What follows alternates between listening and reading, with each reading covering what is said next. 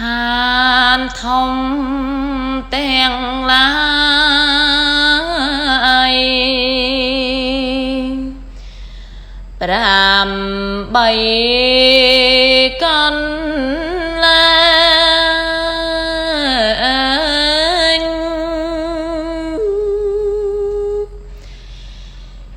ជាទីស្ញំស្ញែងដល់ពោពួងសัตว์ទីមួយអង្គសៀន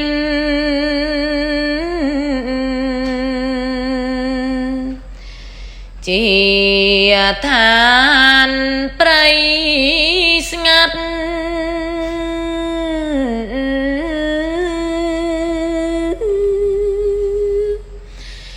គឺព្រៃរៀងរន់ដែលទ្រង់ប្រសូតទីពីរ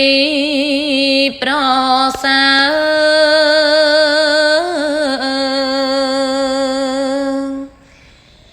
ដែលព្រះទ្រង់សូត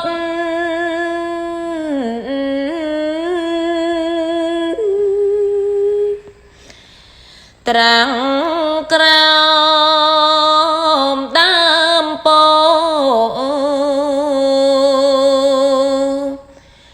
ទេប្រឹងអង្គដំ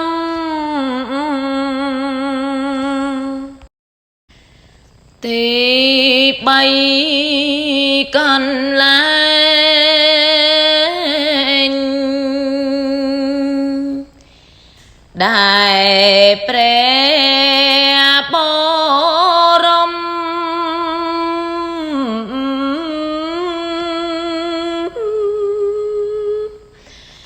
សម្ដែងព្រះធម៌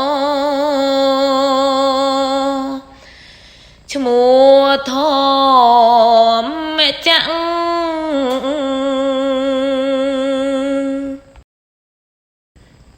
ប្រង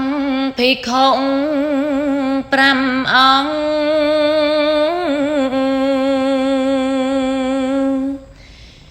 គឺពួកបញ្ចវាំង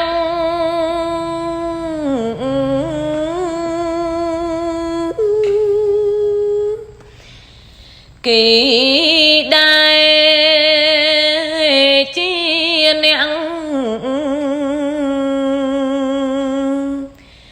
បំរើព្រះ